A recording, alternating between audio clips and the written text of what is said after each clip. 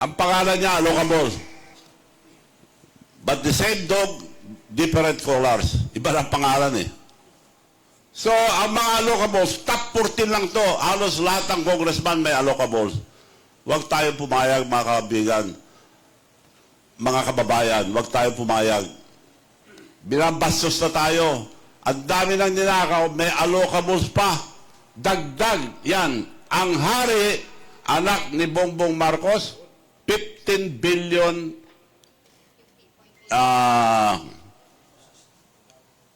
15 billion plus. Almost 16 billion. Number 2, Martin Romualdez. Wala nang hiya-hiya yan. Nakalagay, nakarecord sa NEP yan. Pinirmahan pa rin ni Bongbong Marcos. So, wala na. Hindi na tamang pag-iisip nito. Panay reklamo ng Pangulo tungkol sa 2025 budget. Kesyo, nagagalit siya. Kesyo, mangled beyond recognition. Kesyo, may binago siya pero pinirmahan pa din niya. Inaprubahan pa din niya. So, pinirmahan pa rin. Alam na niya na i-scrutinize niya. He read 4,057 pages. Sinigurado niya na nandun yung pinasaksak niya na 100 billion na pinasaksak kay Santiago at sa kay Martin Romualdez.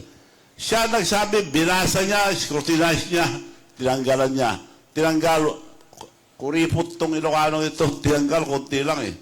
1 billion 15. So, inaprubahan pa rin yung 98 billion 850 billion. Magician President, PhilHealth. Ito ang grabe sa lahat. Ang PhilHealth, hindi pera ng gobyerno ito. Pera ng taong bayan.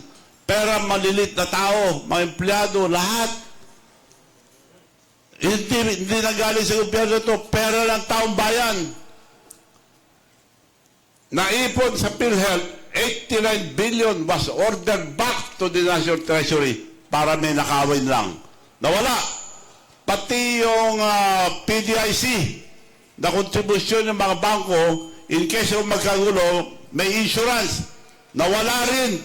Tinanggal din para meron silang sinagad.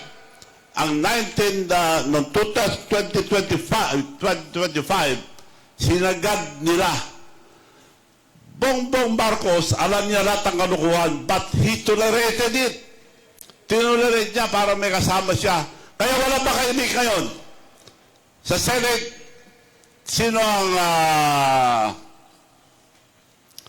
majority?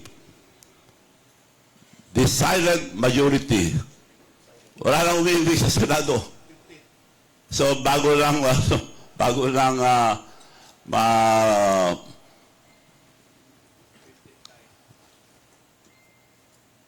tuloy ko ito at 19 billion was ordered back. And then, paggawa ng National Expenditure Program, the General Appropriation Act, ang unang-una, na humingi ang 74 billion. The Magician President, for the first time in the history of PhilHealth, 2025 budget, zero. Dahil yung hiningi sa ito yung DA.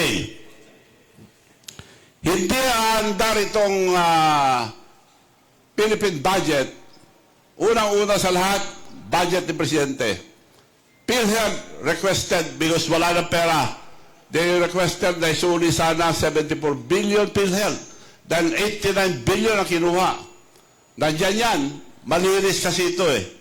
At ang mga allocables, nandyan sa loob. Bastusan na ito. Papakita ko ang allocables mamaya. Ang budget na inihanda ang Office of the President, kasama ang DBM, DPWH, and lahat ng department, mag-submit. PhilHealth nag-submit ng 74 billion sa PhilHealth. Now, pinirma niya. Hindi ikot to kung hindi niya pirmahan. He signed it. It went to Congress, dagdag bawas, nandiyan pa rin ang 74 billion PhilHealth. Pagpunta sa Senado, nandiyan pa rin ang 74 billion PhilHealth. BICAM, dito sinaksak lahat yung mga gusto nilang 100 million na para kay Bongbong Marcos. Yun lang, pero pera pa yung iba. Almost all department meron anomalya. So yung 100 billion na pinasaksak ni Bongbong Marcos kay Saldico at Martin Romualdez, dito sinaksak. Dahil sa BICAM, kukunti na lang ang tao. Tapos, nandiyan 74 billion PhilHealth. Pagkatapos niyan, pupunta na sa Proposed General Appropriation Act. Propose lang yan dahil ang GAA, maging batas lang pag pinirma na ni Presidente. So dito, nandiyan pa rin 74 billion PhilHealth. Pareho pinagbutuhan to. So wala nang makikita ito sa Congress, magbubutuhan lang, aprubahan. Wala nang makikitang tao, wala nang makikitang papel sa Senado, pagbubutuhan lang, ay approve. Pag na-approve na ang proposed GAA, babalik na kay Presidente. Ito na yung sinasabi niya na he read 4,057 pages. He scrutinized it, studied it, at nagtanggal ng ito. Pagsusuri ng Presidente. Philippine 6.32 trillion GAA at tinanggalan lang ng 194 billion, ngunit mula sa 1 trillion budget ng DPWH, tinanggalan niya ang 26 billion lamang ang tinanggal. At ang 100 billion na siningit ni Martin Romualdez at Saldico para kay Bongbong Marcos ay binawasan lang ng 1.15 billion lamang ang tinanggal ni Bongbong Marcos. Siya lang ang pwede magtanggal, siya lang ang pwede magdagdag dito. Pampaganda lang at sa taong bayan. Ibig sabihin, inaprubahan pa rin ni Bongbong Marcos ang 98.85 billion na isiningit para sa kanya. So, he made mention, he scrutinized it, he studied it, he read 4,057 pages. Tinignan lang niya kung nandyan yung 100 billion na para sa kanya. Pinirmahan niya. Naging batas na. So, ganon ang pag-ikot to. Now, magician ka ako. Now you see 74 billion PhilHealth sa NDEP. Now you see 74 billion PhilHealth sa Congress. Now you see 74 billion PhilHealth sa Senado. Now you see sa BICAM 74 billion PhilHealth. Sa proposed GAA, 74 billion PhilHealth, pagbalik sa kanya, nawala. So, magician nga ako. Now you see, now you see, now you see, now you see, now you see, now you don't. Magaling na magician. Hindi lang kurap, magician pa. So, anong klaseng gobyerno ngayon dito? Gising ang ating mga kababayan. Magising tayo lahat. Huwag tayo pabudol. Maliwanag. Nandito na ang prueba lahat. So mga abogado, alam nyo lahat to. Nandyan na ang prueba.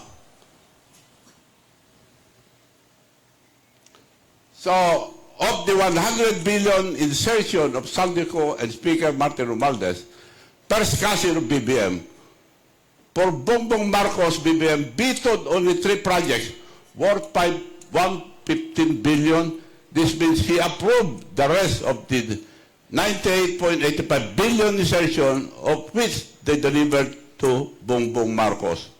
25% commission. Aliwanag po yun. Pinirma niya.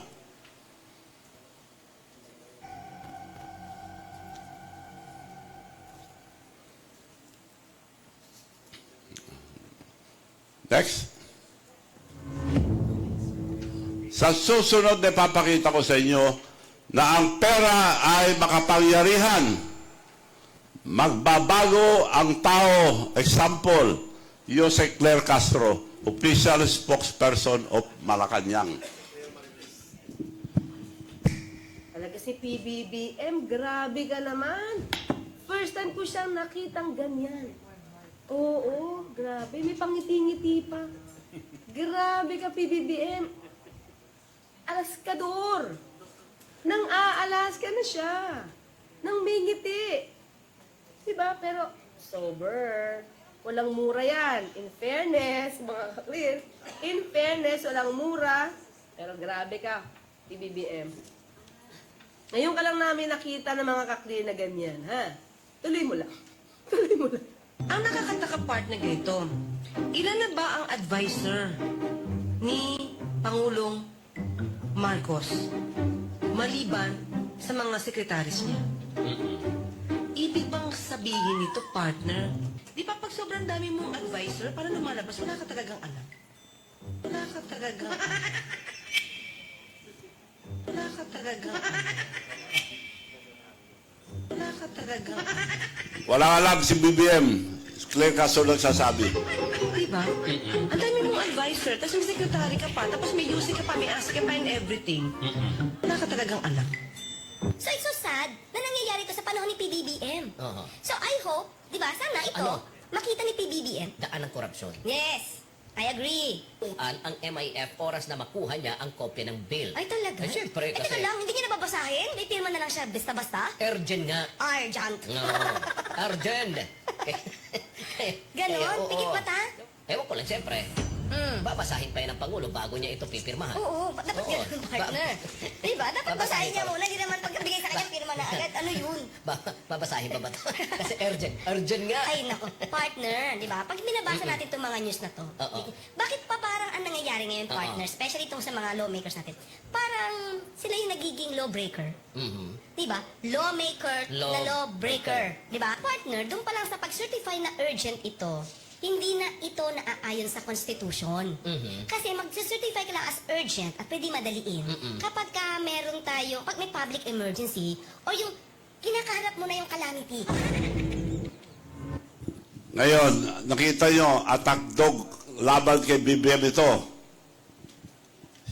After 13 days lang, yung last na banat niya kay BBM, after 13 days, Claire Castro was appointed USEC of the Presidential Commission Communication Office with a budget of 2.4 billion.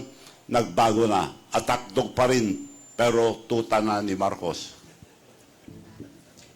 Ang pagsasampa po ng kaso ay hindi pang optics lang. Kailangan po talaga ng ebidensya. Hindi po ibig sabihin kapag siya ay dinamay at alam po natin at alam din po ng Pangulo na siya ay walang kinalaman dito at siya pa po mismo ang nagsimula ng pag-iimbestiga ng mga maanumalyang flood control projects. Hindi po siya nababahala dahil alam po niya ang katotohanan at kami po mismo ang magbibigay sa inyo ng mga detalye para malaman po ninyo ang mga sinasabi ni Saldico ay pawang kathang-isip lamang. Sinungaling itong spokesperson ng Malacanang. Noon, inaatake niya si Marcos. Ngayon, pinagtatanggol na niya. Attack dog noon, pero tuta na ni Marcos ngayon. So, doon tayo sa allocables.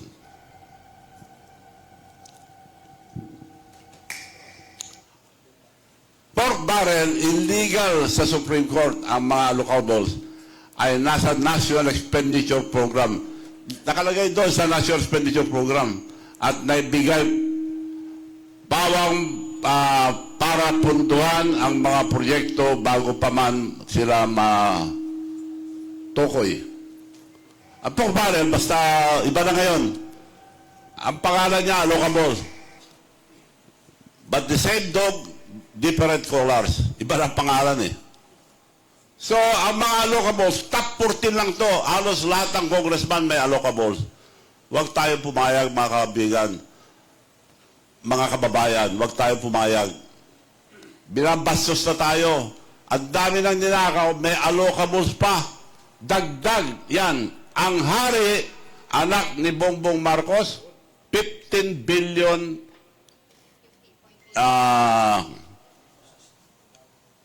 15 billion plus. Almost 16 billion. Number 2, Martin Romualdez. Wala nang hiya-hiya yan. Nakalagay, nakarecord sa NEP yan. pinirmahan pa rin ni Bongbong Marcos. So, wala na, hindi na tamang pag-iisip nito. So, itong ibig sabihin nito, dagdag lang sa mga nanakaw na pera na ginawa ng this a pork barrel. Pinalitan lang pangalan.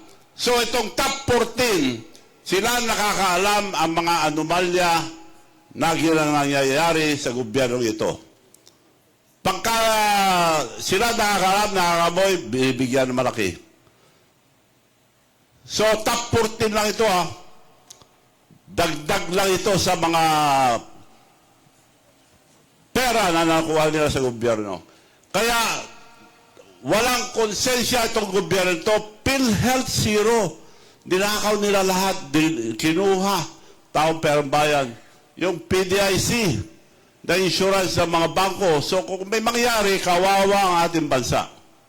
So, maliwanag, mga kababayan, na linuloko na tayo itong namumuno na tuloy na dahil nagdudruga.